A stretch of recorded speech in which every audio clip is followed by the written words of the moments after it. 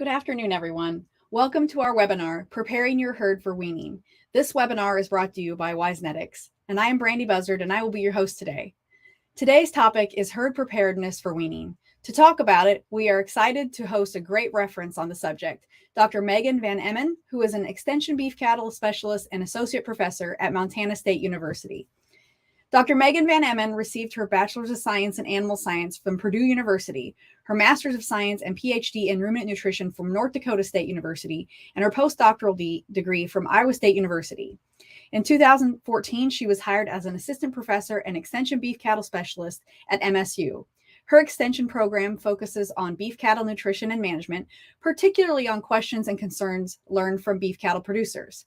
She has been successful in youth extension outreach, focusing on 4-H programs, specifically the statewide Steer of Merit program, and has developed a unique opportunity for her graduate students to gain extension experience. Dr. Van Emmen has published 27 reviewed extension publications and 24 peer-reviewed research publications, and has recently completed her term as a member of the Beef Symposium Committee for WSASAS. First of all, I would like to begin by thanking our guests for being here today. Dr. Megan Van Emmen, your presence is very special and important, and I'm sure the wealth of knowledge you'll share today will be invaluable to everyone tuning in. Thank you so very much for coming. And I would also like to welcome everyone that is participating in the webinar today, and thank you for your presence, time, and trust. Feel free to join in and participate as much as you like. I know you'll have questions during the presentation, so I encourage you to write them in the chat as they come in, and then we will get to them at the end of the webinar. Without further ado, let's get down to business and welcome Dr. Megan Van Emmen.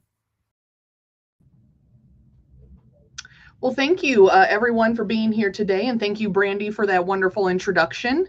You always kind of learn a little bit about yourself after you write those out, but yeah, today I was invited to speak a little bit about preparing the herd for weaning, and it's one of those topics I don't think it's never too early to start thinking about, even though we are only in June.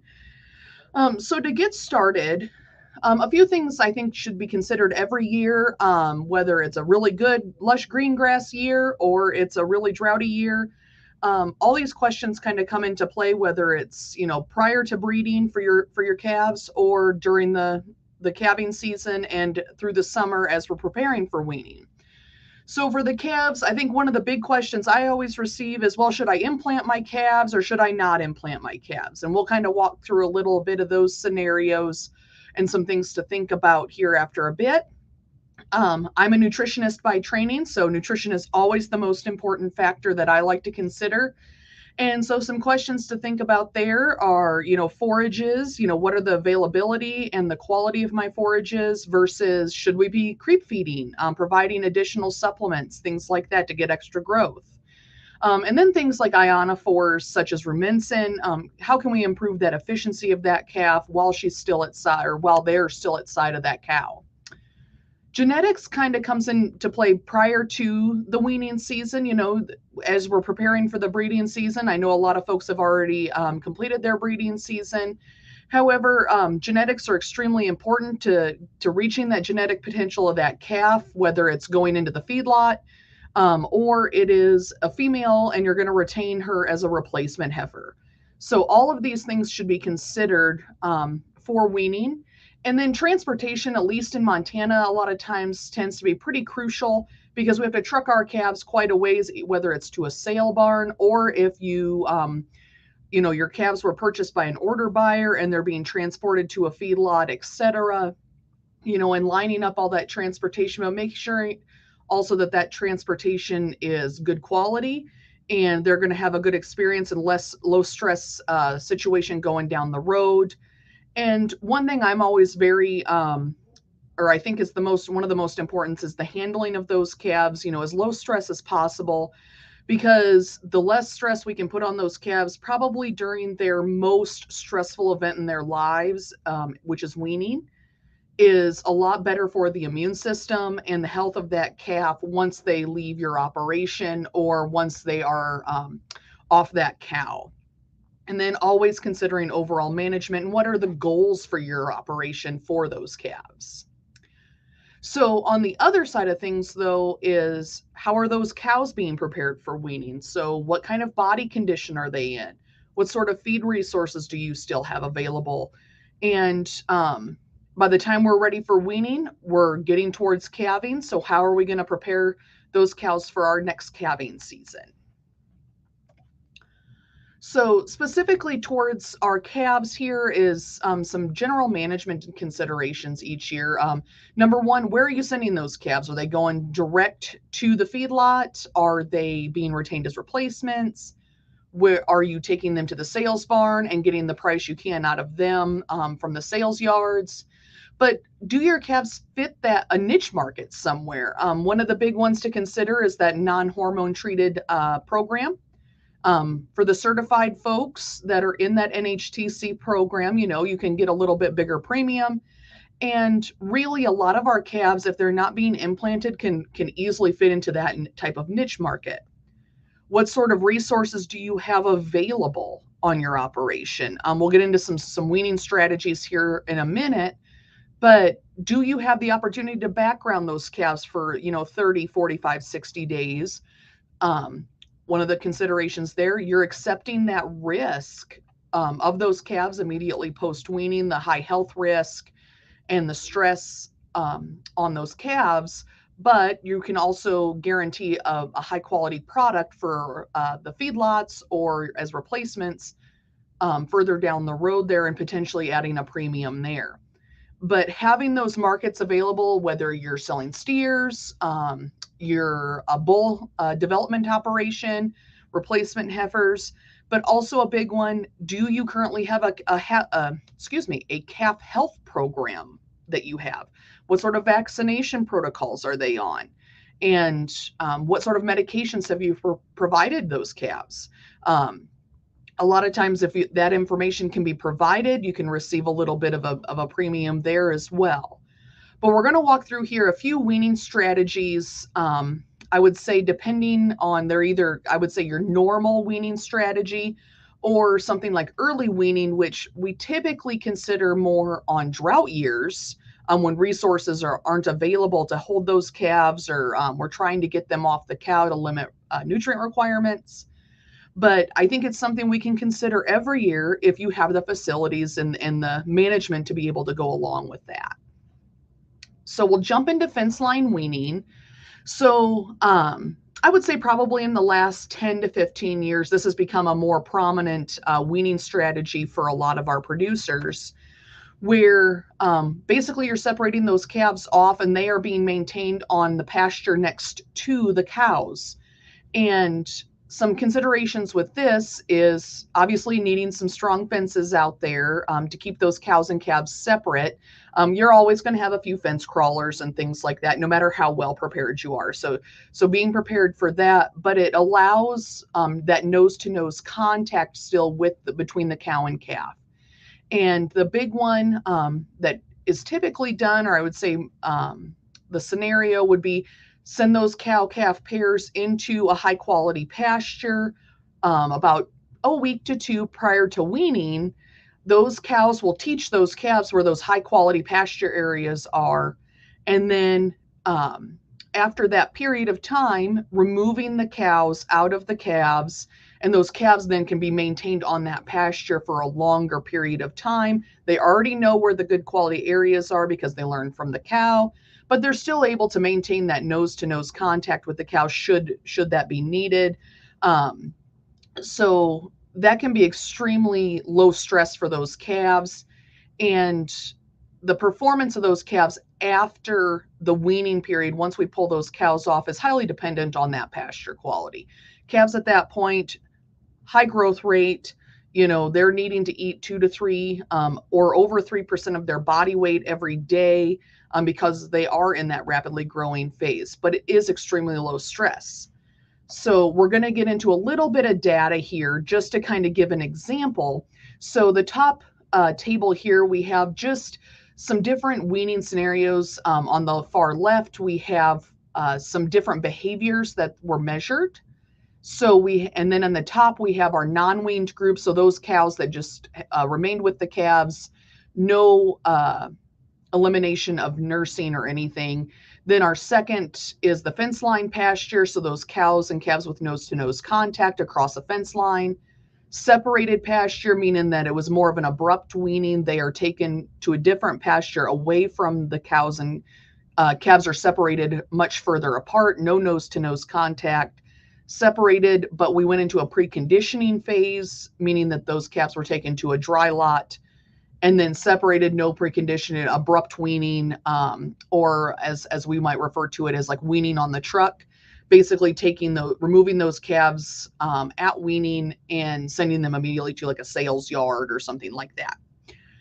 So the big one I want to focus on here is more like on the vocalization per hour. So as you can see, the non-weaned, as would be expected, those calves are still with cows, nothing really occurring there. Fence line weaning, though, since that's where we are, a lot less vocalization, more lying down, less walking, and more consumption.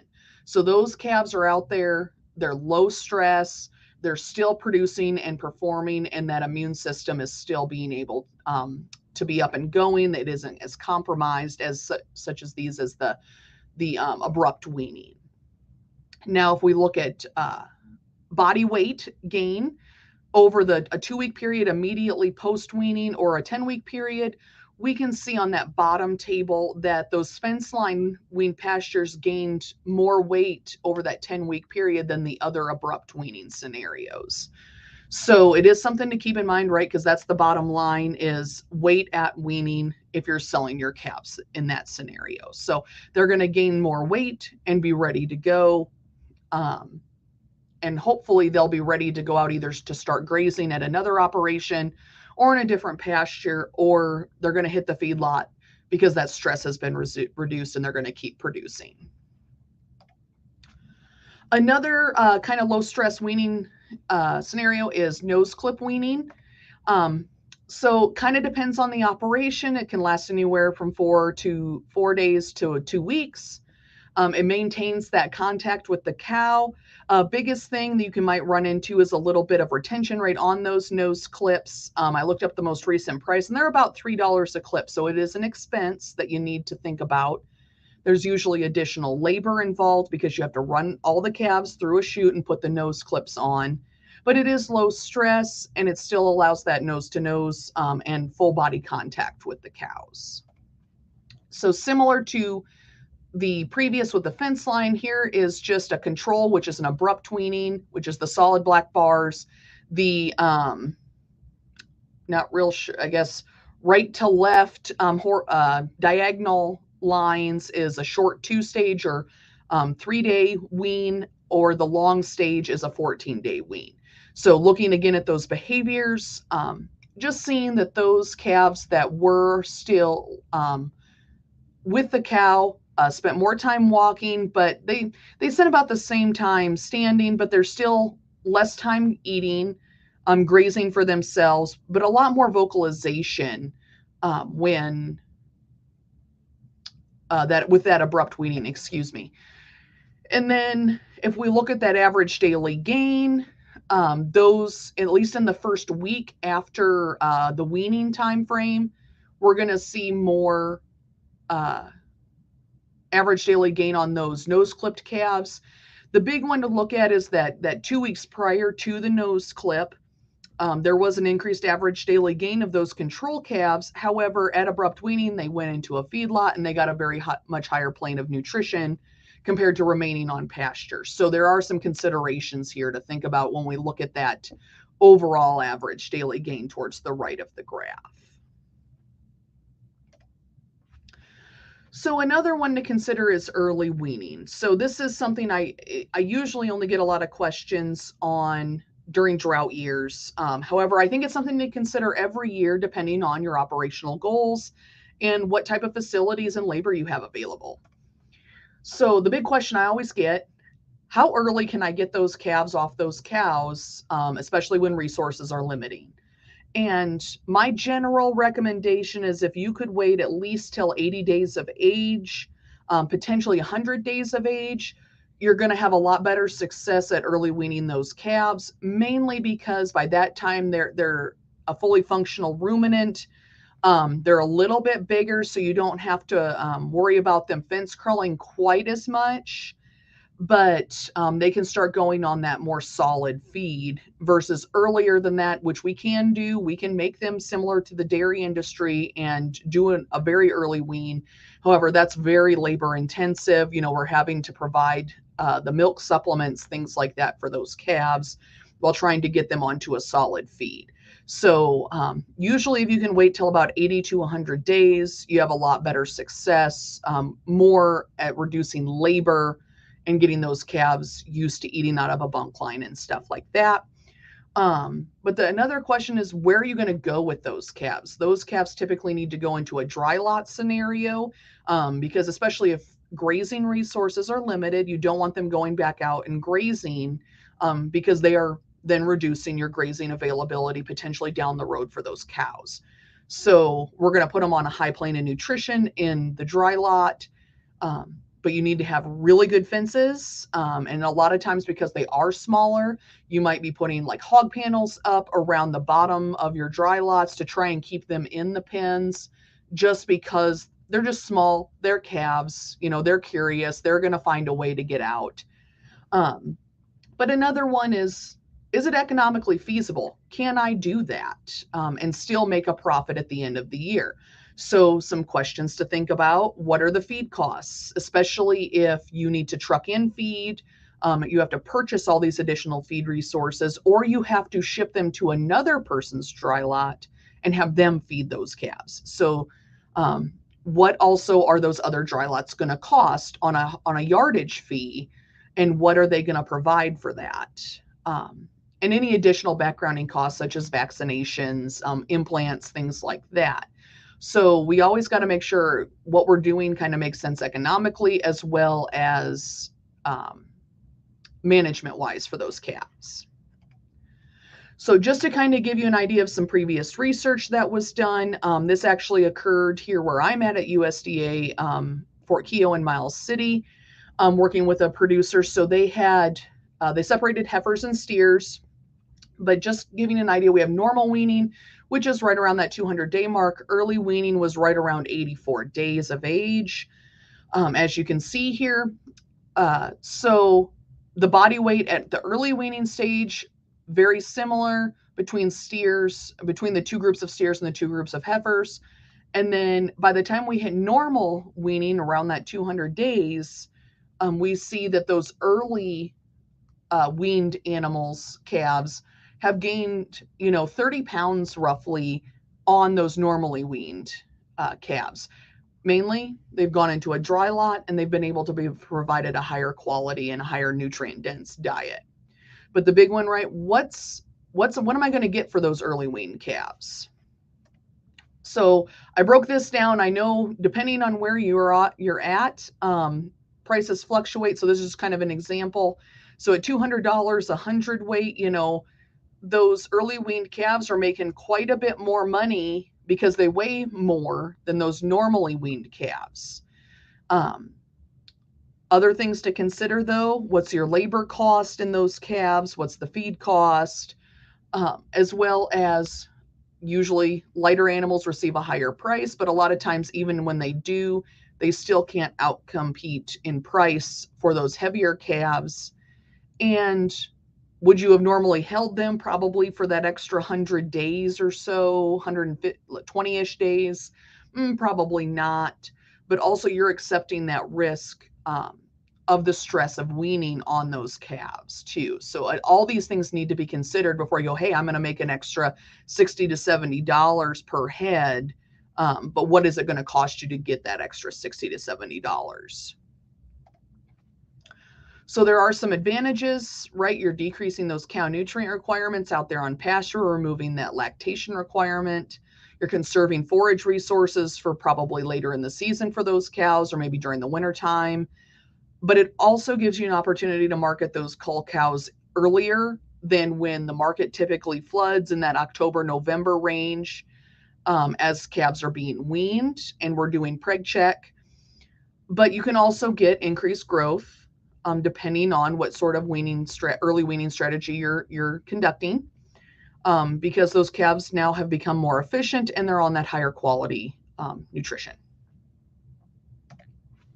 Some disadvantages, though, a lot of increased labor and input costs, all those backgrounding costs like feed, any sort of additional fencing you have to put in, any implants, vaccines, things like that. Plus, you need the facilities to put them in, the dry lot. Um, Calves have a higher nutrient demand because of their high growth rate. So we're having to provide those really high quality feeds. And once again, that health program, additional vaccinations, things like that to keep those calves healthy. So just to kind of give you an idea, here's some recommendations for those stressed calves. And this is not only those early weaned, but all weaned calves are in a stressful environment. So we're needing to provide a little bit higher quality diet, not only when we think about in terms of like energy and protein, but also our trace minerals and our macro minerals should be increased too, just because of that high stress situation. And one of the things I always describe a mineral program as is an insurance policy. Therefore, those really high stress events that are being used to help keep that immune system functioning properly. And so that's why those requirements tend to increase during weaning season. So just to give you an idea of some different vaccinations to be thinking about, this is all dependent on your area and where you're located and what sort of diseases are common. So you might have additional vaccines, or you might not have some of these vaccines that I've listed here. So we have our viruses, which is our typical, 7-8 way type vaccine. So we have the infectious bovine rhinotracheitis. I'm not a veterinarian, so don't get upset if I butcher some of these names, but bovine virus diarrhea, bovine respiratory, BRSV, we'll just leave it at that, and then para-influenza, all listed on our vaccines. But then we have different bacterials we can start to identify and need to potentially provide vaccines for, such as leptospirosis, vibriosis, a lot of our clostridials, such as tetanus, or blackleg. If you're located in a brucellosis area, like a lot of Montana is, we have to provide those vaccines to our yearling heifers. So Haemophilus somnus as well. So here's just some things to be thinking about when you're discussing your vaccine program with your veterinarian and trying to keep up on all of that technology available. But there's other decisions that need to be made. Are we going to use modified live versus killed vaccine? So modified live a lot of times is your IBR, BVD, your BRSV, and PI3, whereas your killed is kind of the lepto and blackleg type vaccines. But also pregnant versus non-pregnant animals, obviously that's more on the adult side of things than on calves, but things to think about as we're developing heifers as well. What other diseases are in your areas? We can do some things for trichinosis for bulls, but always consulting your veterinarian for the vaccine protocols and what they would typically recommend for your area is very important. So just to give you an idea of kind of a protocol here for calves, starting prior to weaning at branding season, roughly 45 to 60 days of age, providing that first round of vaccines, such as a mixture of modified live and killed here with our clostridials and our IBR and all of our 7 or 8 ways. Then providing a booster at pre-weaning, and then once again at weaning time. That can all help with those calves mitigating that stress factor and keeping that immune system functioning. And then if we're thinking about our heifer calves, this would be, roughly yearling time frame for those heifers if you're in an area that does need a brucellosis or what we call a bangs vaccine.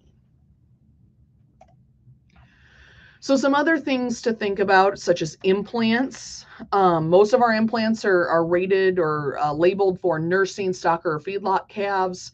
And there's several implants available. It just depends on what type of calf you're implanting and how long you want that implant to last. So there's replacement heifer steers and bulls. They do not have a withdrawal time typically because they are there to mimic naturally occurring hormones. And typically we recommend that calves should be at least 30 to 45 days of age before you give an implant. But what they are, they go in the ear and they are a slow release pellet. And you can get implants that range anywhere from 60 to 400 days in length of use. And this also depends on, like I said, the type of implant, if it's administered properly, and how well that blood flow is to the ear.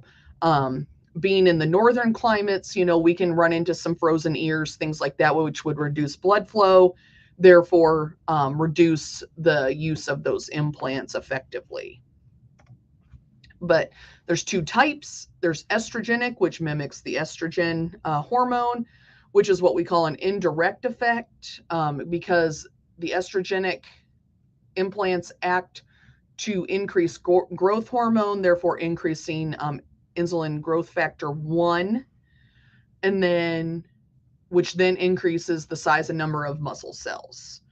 Here are some different type of products such as estradiol benzoate, estradiol 17 beta, progesterone, and zeranol are all different types of estrogens that can be in those implants.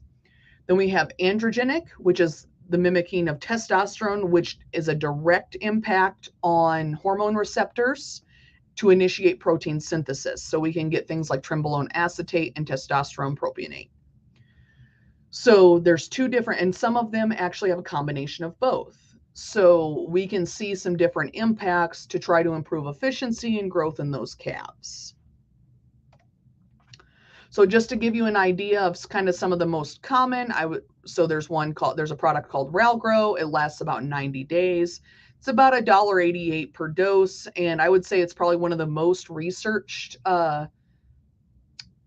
implants. And most of that research, it's been around a while. It's from the 80s, 90s, and early 2000s, but we can see an improvement in average daily gain as well as feed efficiency.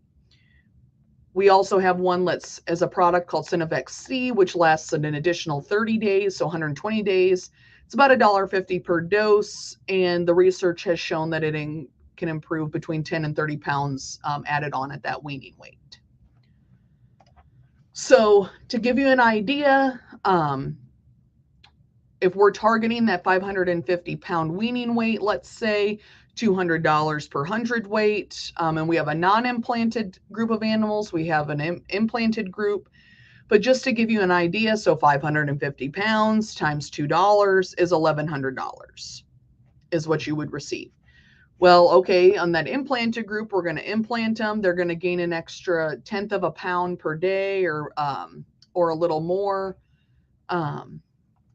Realized I changed one, but not the other. So let's say 0.15 pounds per day. So 21 pounds doesn't seem like a lot at weaning time. However, if we receive the same price, that's a $42 a head difference. So if you're selling on a pretty large scale, that's quite a bit of difference in revenue versus the non-implanted.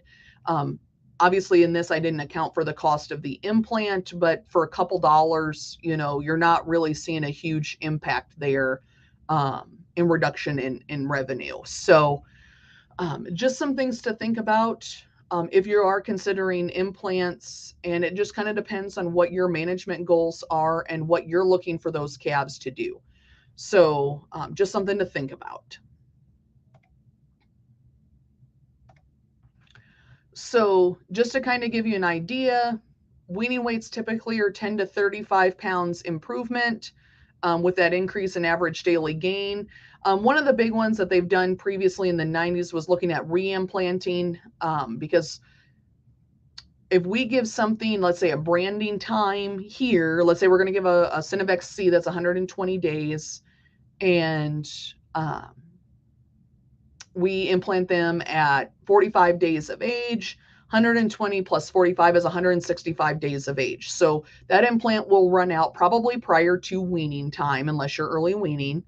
So there's a potential to improve your feed efficiency again, as well as average daily gain if you reimplant. However, by the time all of those benefits are occurring, if you're selling your calves at weaning time, you're probably not going to reap that benefit. The next person down the line might. So just some things to consider if you are considering maybe reimplanting, or at least just getting to weaning. And then it's just going to depend on the feedlot that they go to, especially on that steer side of things, on what type of implant they're going to use there, if they are using implants. So preconditioning calves, I would say this became a big thing probably back in the 90s, early 2000s, because a lot of our buyers and feedlots were pushing for that, staying on the ranch or in a scenario where they could have a minimum of 45 days post weaning, and it was to move the acceptance of risk from the feedlot or wherever their next destination was to the owner of the calves.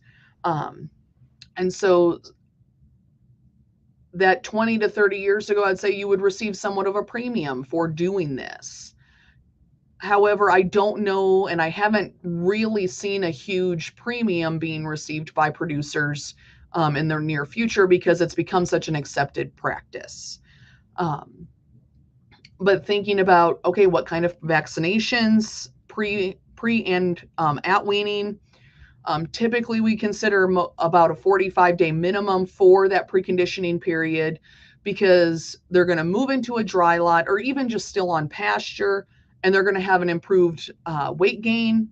And sometimes, like I said, you'll see that $3 to $5 premium per head. It just kind of depends on the buyer and the information that's being provided to even like the sales yards and things like that. But things to consider: what's it going to cost you per head in feed and dry lot yardage fees? So that is something to consider, as well as then the stress and risk that you might have illness or additional treatments, things like that, for that risk factor.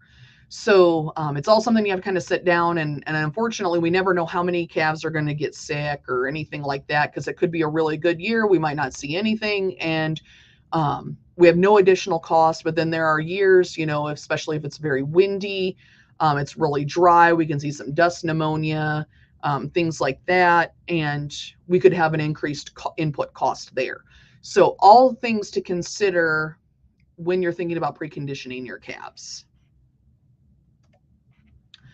So just to give you an idea, I'm using the University of Nebraska example here just to kind of walk through some break even. I am not an economist, so I thought this was a pretty good breakdown for producers, because it was pretty easy to follow. At least I could follow it. So, and I need it to be very simple on the economic side of things for me to be able to follow along.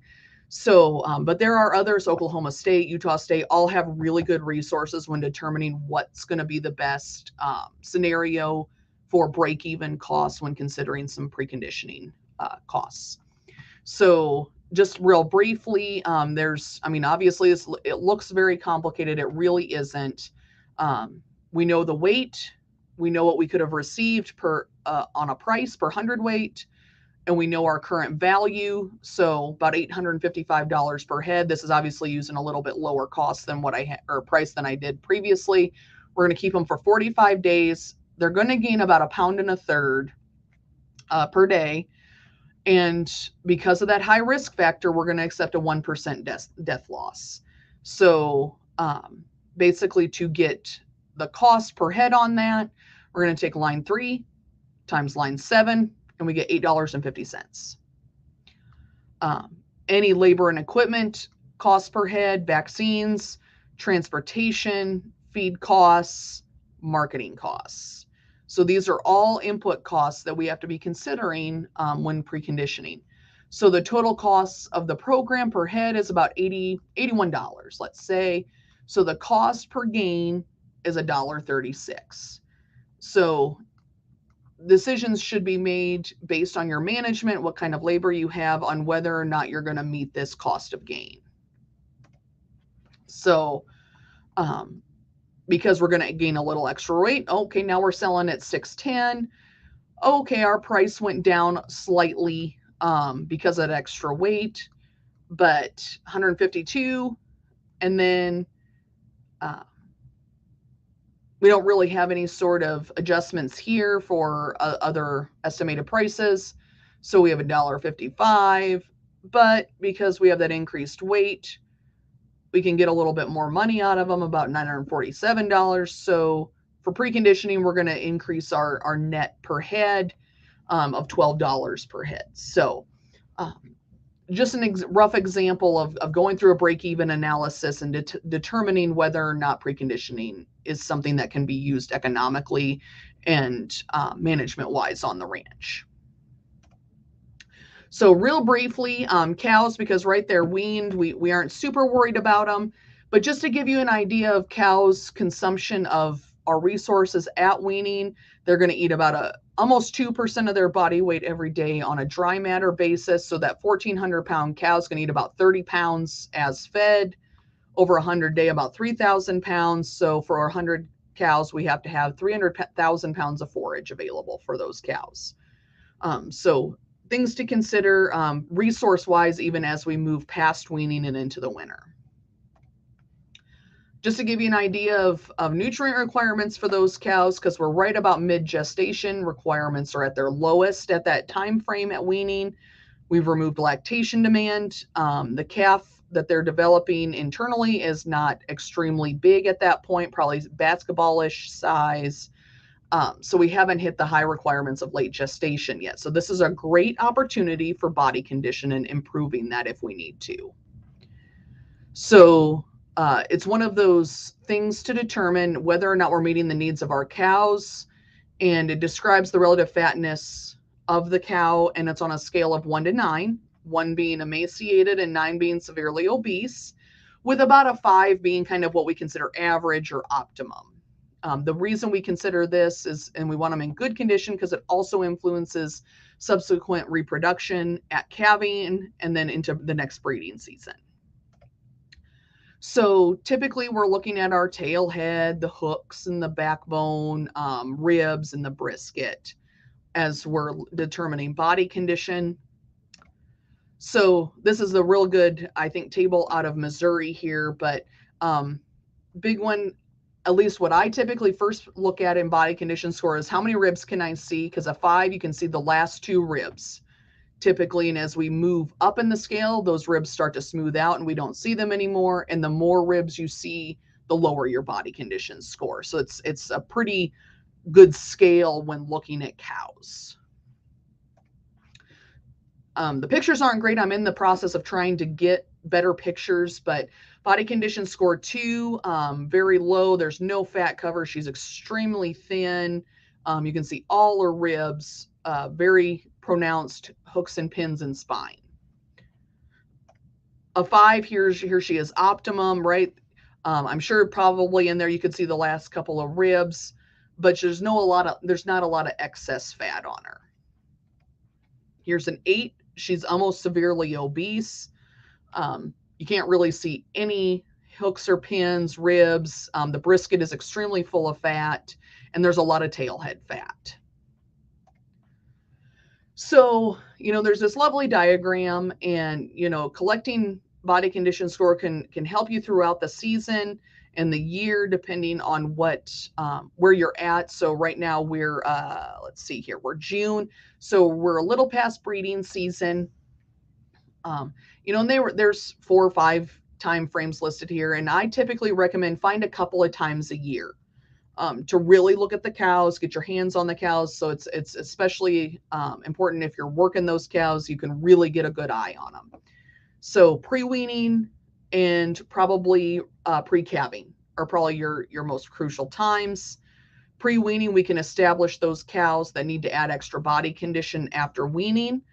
Pre-calving, we still might have an opportunity to get those cows to gain some body weight or body condition and get ready for the calving season and subsequent breeding season. So just a couple of times to think about, but the easiest one is if you're out looking at your cows, go down the line every 5 to 10 head. You can do this really easily if you're rolling bales out in the wintertime. Write a body condition score down for those cows. Doesn't have to be every cow, but like I said, every 5 to 10 head, write one down, average it out. A couple weeks later, if you're out looking at your cows again, write a body condition down. Doesn't have to be the same cow at all. Write it down again, average it out. If the averages are staying the same and they look pretty good, probably pretty good. You're meeting those needs of those cows. If they're gaining a little bit of body condition, okay, maybe it's that time of year. We need to get them ready to go for breeding or calving or something, or weaning time. We don't have to worry about it too much. They're gaining a little condition. Now, if they're losing body condition and they should be gaining, then we need to change something nutritionally and get them a little bit more groceries. So body condition score is about 100 pounds of body weight, just to give you an idea. Here it is pre-calving, but you can relate this to about the weaning season. But if we have thin cows and we need to add body weight, it's going to take some additional groceries out there, higher quality, better nutrient dense diet to gain that body weight. However, we get some really fleshy cows, we're going to probably back off on some of that nutrient dense diet. But one thing to also consider is that you're always going to have some thin cows out there, and you're probably always going to have some big fat cows out there. Just because they are thin does not mean that they're not a good cow. It's the ones that were, let's say, an optimum of a 6, and all of a sudden in a couple of months they drop to a 4 or a 3.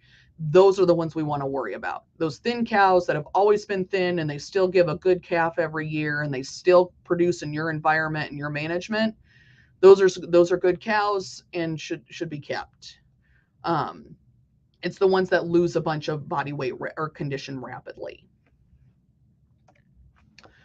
So that was all I had. I'd like to welcome any questions and thank you all for being on today. Hopefully provided some important information for you. And here's my contact information should you have any questions or anything. Well, thank you, Dr. Van Emmen. We really appreciate your excellent presentation and for you being here today. You've done a great job gathering very relevant and timely information about preparing our herds for weaning, as well as some great information about managing our cow herd to be more efficient and profitable. So we really are very grateful for your contribution. Also, on behalf of the Weazenetics team, I want to thank everyone for attending and participating in the webinar. Let's take a look and see at the questions we have over here in our chat, and we can get to those. So good question here. How do you see the future in terms of innovation and technology? That is a rush there. Yeah, that is a really good question.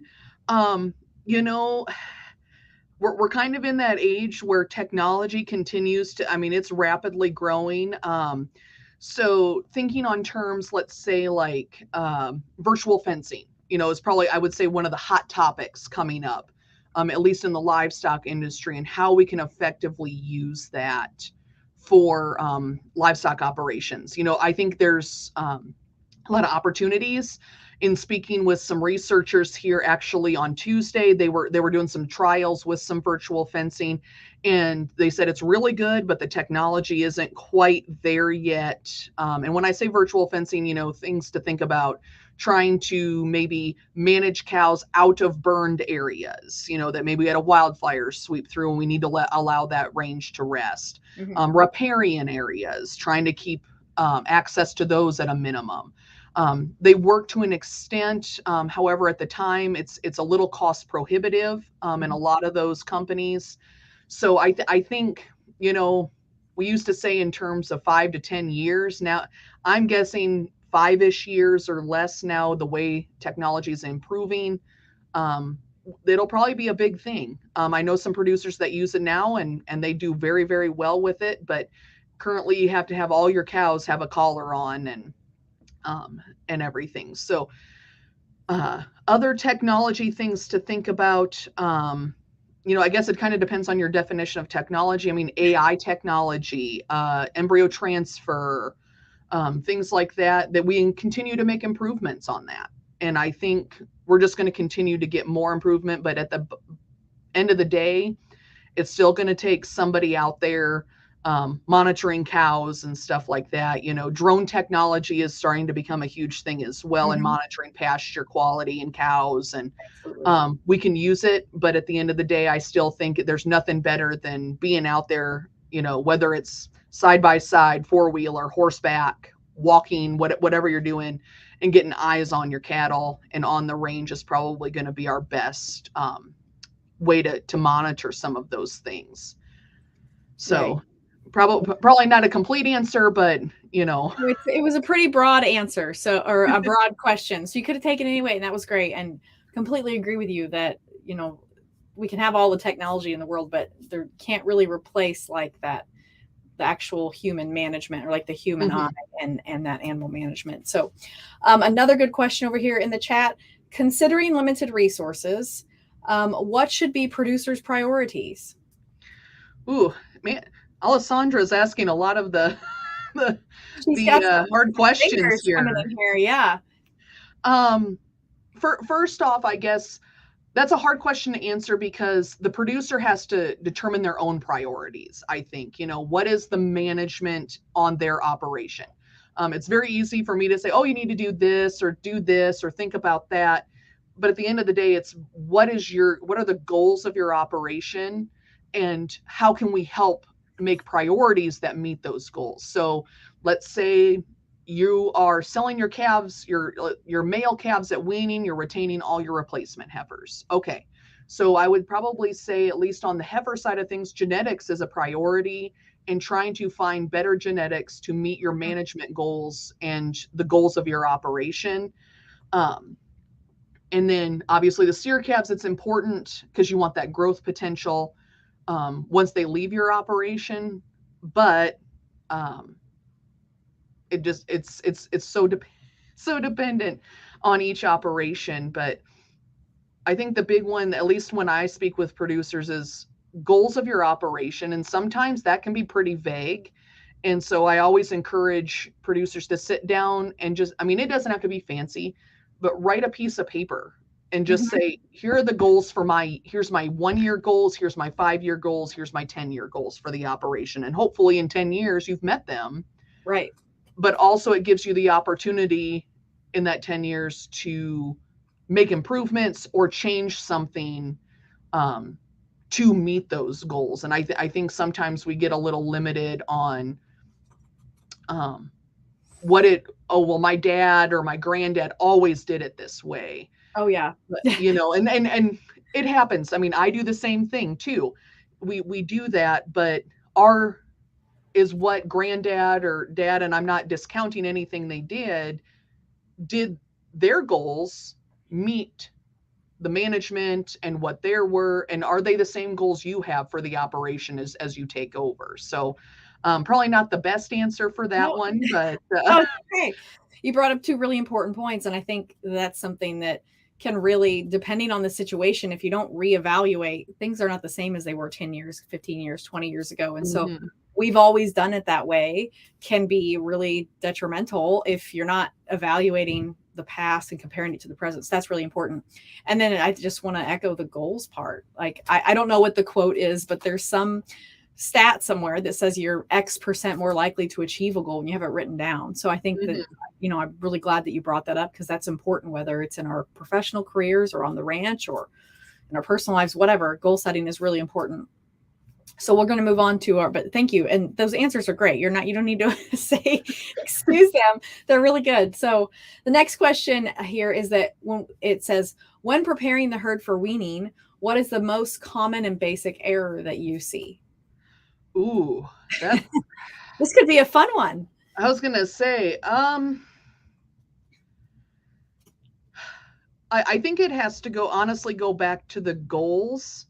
Um, and I think one of the big ones that I have seen is we've already made the breeding decisions for next year's calves already, right? Mhm. We're either towards the tail end of breeding season. In some area, depending on where you're at, you might have yet to breed, Yeah. but you're choosing your animals a year in advance that you want to see. So the more prepared you can be in a year or two in advance, I think the better prepared you will be the following year. Now, there are things, weather, who would have thought right now in Miles City, Montana, we would have had an inch and a half of rain last night? Well, that's You know, great. we're in the end of June. That's unheard of. So there are weather events that there's only so much prepared we can be. Right. So I think is the more prepared we can be can help us mitigate any sort of challenges we might have. So I would think thinking ahead that year or two in advance is probably one. I don't want to say it's an error, but I think it's just something that we don't consider. Yeah.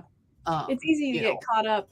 It's easy to get caught up in like the day to day of, feeding the cows and not think, oh my gosh, like you're completely on right. We have to look down the road, and appreciate hmm you bringing that to light. And an inch and a half of rain. That's great. I mean, yeah, that's congratulations. That's a big deal. yeah. I mean, it's green, it's lush, and usually by now we are starting to turn brown. So it's things we can't really account for, and I don't Hmm. want to. You never want to complain about rain, but No, never. um, we everybody's got hay on the ground right now. So There's a rule at our house here. It's my rule. I don't think my husband follows it very well, but we don't complain about mud. We do yeah. not complain about mud. So, well, that is actually all the questions that we've had from our audience. So, if we don't have any more, we're going to, wrap up the webinar. But again, Dr. Van Emmen, thank you again for your time and for contributing to education in the beef industry and for your excellent presentation. We very much appreciate you being here and shedding light on really important tactics and processes that we can implement to see improvements in our herd. Again, behalf on the Wisenetics team, I want to thank everybody for attending and participating in today's webinar and also for your questions. Many, many thanks to people who are backstage as well, pulling all the strings and making all the technology work, and who always contribute to the dissemination of quality content on beef cattle production. To wrap it up, I invite you all to follow the Beef Podcast Show, of which I am one of the hosts, on whichever platform you use to listen to your podcasts. In our weekly episodes, you'll get fresh, cutting edge insights straight from the brightest minds of the global beef industry right in your pocket. The link for the Beef Podcast website is available here on the chat. You'll be able to see that shortly. Dr. Van Emmen, do you have a final message for our participants? I guess not really, but it's always, good luck, and keep the beef industry going, and always be an advocate for our industry, and helping promote beef as an edible and a great protein source. I could not have said that better myself. That's a great way to wrap it up. So thank you again, Dr. Van Emmen. And until next time, everyone, have a great day.